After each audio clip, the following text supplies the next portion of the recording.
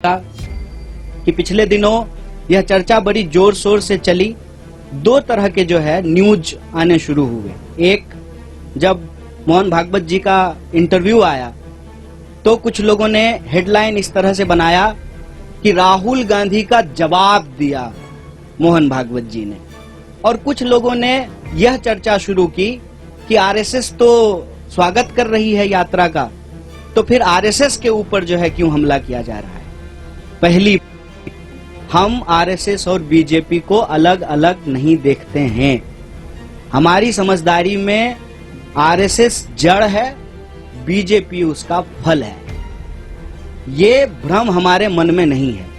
भले वो कहते हो कि हम सांस्कृतिक संगठन हैं, लेकिन उनकी पूरी की पूरी विचारधारा राजनीति पर आधारित है। और इस बात को हम यहां स्पष्ट करना चाहते हैं कि धर्म देश का है, सांप्रदायिकता देश का नहीं है। आरएसएस धर्म के प्रतीकों का इस्तेमाल करके सांप्रदायिक राजनीति कर रही है। उसका धर्म से कोई लेना देना नहीं है। जैसे दही दूध से बनता है, लेकिन दही दूध नहीं होता है।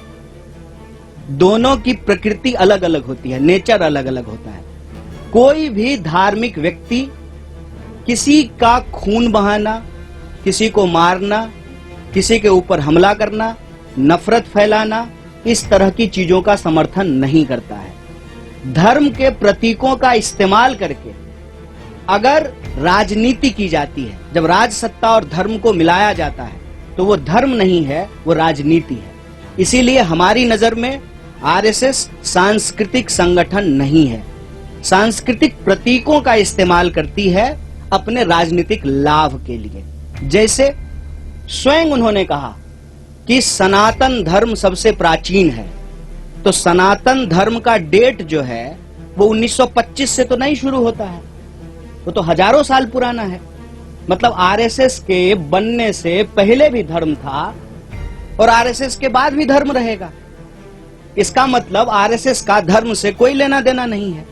बस वो धर्म के प्रतीकों का इस्तेमाल करते हैं कि उस धर्म में आस्था रखने वाले लोगों का जो राजनीतिक विचार है उसको प्रभावित किया जा सके। जैसे अगर किसी खास पहचान के आधार पर राजनीति होगी तो उस पहचान को रखने वाले जो लोग हैं उनका वोट लेना आसान हो जाएगा। इसीलिए आप लोग आजकल के जो जितने नारे हैं उसको ध्यान से सुनेंगे तो उसमें क्या कहा जाता है, उसमें क्या बोला जाता है और उसमें अक्सर क्या की जाती है। देश का जो बुनियादी सवाल है, रोजी रोटी, कपड़ा, मकान, शिक्षा, स्वास्थ्य, सड़क, बिजली, पानी, उसको भटका दिया जाता है। और ये अंग्रेजों की चाल है, यह भी हमको समझना पड़ेगा। बतौर भारतीय राष्ट्रीय कांग्रेस हमको इस बात का गर्व है कि हम इस देश की आजादी के लिए अंग्रेजों से संघर्ष किए, देश को आजादी मिली, कदम दर कदम बढ़ा करके, लड़खड़ाते हुए, संभलते हुए देश हमारा आज इस मुकाम पे आकर के खड़ा हुआ है, जहां उस संविधान के दम पर देश का एक व्यक्ति जो कहते थे कि हम चाय बेचते थे, वो देश के प्रधानमंत्री बन पाए हैं। तो सबसे सर्वोच्च जो है वो संविधान है, और इस संविधान की रक्षा करना हमारी पार्टी का कर्तव्य है। और ये प्रश्न जो है हम पूछना चाहते हैं आरएसएस और बीजेपी से कि आप बताइए कि आप संविधान को मानते हैं कि नहीं मानते हैं, और उनके अधिकारों की भी व्याख्या है। तो इस संविधान के अनुसार जो नागरिक अधिकार हैं उसको बचाना, संविधान को बचाना भारतीय राष्ट्रीय कांग्रेस की प्राथमिकता है। भारत जोड़ो यात्रा, जैसा कि बार बार जयराम जी भी बोलते हैं कि हर बिंदु को लेकर के, चाहे वो राजनीतिक हो, आर्थिक हो, सामाजिक हो, हर बिंदु को लेकर के चल रही है। इसके अंदर यह बात निहित है कि हम यह सारे जो काम कर रहे हैं वो संविधान के दायरे में कर रहे हैं, और हमारी विचारधारा इस देश का संविधान है। और इस देश की संविधान के प्रस्तावना में जो बात लिखी हुई है, हम भारत के लोग भारत को एक प्रभुत्व संपन्न, समाजवादी, धर्मनिरपेक्ष, लोकतांत्रिक गणराज्य, गणराज्य का मतलब होता है कि नागरिक सबसे प्रमुख होते हैं, और नागरिक अधिकारों को रक्षा करना हमारा सबसे प्रमुख जो है दायित्व है, जिम्मेवारी है। उस पे अगर कोई भी अटैक या हमला होता है तो हम इस बात को लेकर के कोई कंफ्यूजन में नहीं है कि बीजेपी अलग है, आरएसएस अलग है। अगर बीजेपी और आरएसएस अलग अलग है तो आप मुझे बताएं कि इस बात को प्रचारित क्यों किया जाता था जब प्रधानमंत्री शपथ ले रहे थे कि इन्होंने 42 साल आरएसएस की सेवा की है, ये जो है स्वयं सेवक रहे हैं। तो हमारे दिमाग में ऐसा कोई भ्रम नहीं है, हम दोनों अटैक को एक ही अटैक मानते हैं। और यह जो बचाव किया जाना शुरू हुआ है कि नहीं आरएसएस तो हमला नहीं कर रही है, तो उस पे हम यही कहना चाहते हैं, आरएसएस अगर हमला नहीं कर रहे तो बहुत अच्छी बात है, लेकिन आरएसएस की जो विचारधारा है और जो कांग्रेस पार्टी की विचारधारा है वो आपस में विरोधी है, विपरीतार्थक है। वो एक ध्रुव पे खड़े हैं, हम दूसरे ध्रुव पे खड़े हैं।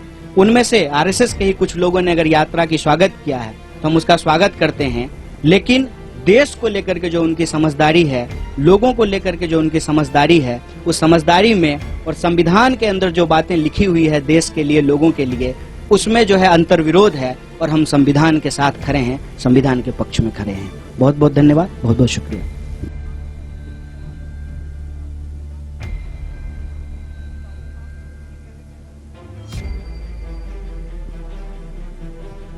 नहीं, ये मैंने आपको हिस्टोरिकल फैक्ट बताया है कि रिव्यू कमेटी बनाई गई थी जब वो प्रधानमंत्री बने थे।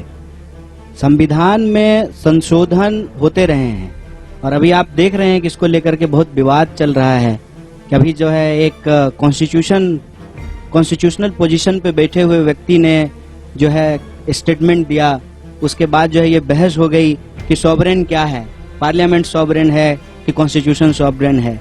तो अल्टीमेटली तो पार्लियामेंट कैसे फंक्शन करेगी ये बात भी तो कॉन्स्टिट्यूशन में लिखा हुआ है, तो कॉन्स्टिट्यूशन तो सबसे ऊपर है। संविधान में भी अगर आपको कोई रिव्यू करना है, उसमें कोई संशोधन करना है, और संविधान के कई संशोधन हुए हैं, उसकी बात भी तो संविधान में ही लिखी हुई है। तो हमारा पॉइंट ये है कि जब ये कहा जाता है किसी संगठन के प्रमुख के द्वारा कि कोई इस देश में कैसे रहे, डरे कि ना डरे, तो प्रश्न ये खड़ा होता है कि वो व्यक्ति खुद किसको मानते हैं, वो व्यक्ति खुद संविधान को मानते हैं कि नहीं मानते हैं। अगर मोहन भागवत जी संविधान को मानते हैं तो फिर उनको कोई बात अलग से कहने की जरूरत तो नहीं है। संविधान में हम कैसे रहें, एक नागरिक के क्या अधिकार हैं और क्या कर्तव्य हैं, यह साफ साफ लिखा हुआ है। हमारे संविधान में ये लिखा हुआ है ना कि इस देश का नागरिक होने के चलते आप अपनी धार्मिक मान्यता और विश्वास को मानने के लिए स्वतंत्र हैं, तो साफ साफ लिखा हुआ है। तो अलग से ये बात कहने की जरूरत क्यों पड़ रही है? अब प्रश्न उठता है कि संविधान मानते हैं कि नहीं मानते हैं। अगर नहीं मानते हैं तो फिर उनकी सरकार जो है बीजेपी की, उसको इमीडिएटली बाहर हो जाना चाहिए, क्योंकि वो सरकार तो संविधान के तहत बनी है, चुनाव के तहत बनी है, लोगों ने वोट दे करके बनाया है, और कसम भी तो संविधान का ही खाए होंगे ना। सारे एमपी, सारे मिनिस्टर, सारे चीफ मिनिस्टर, प्राइम मिनिस्टर, कसम तो संविधान का ही खाया है ना। अगर नहीं मानते हैं तो फिर संविधान का कसम क्यों खा रहे हैं? तो ये अंतर विरोधी बात है, हम ये कह रहे हैं। और ये अंतर विरोधी बात क्यों बोली जाती है, उसके दो कारण समझना जरूरी है।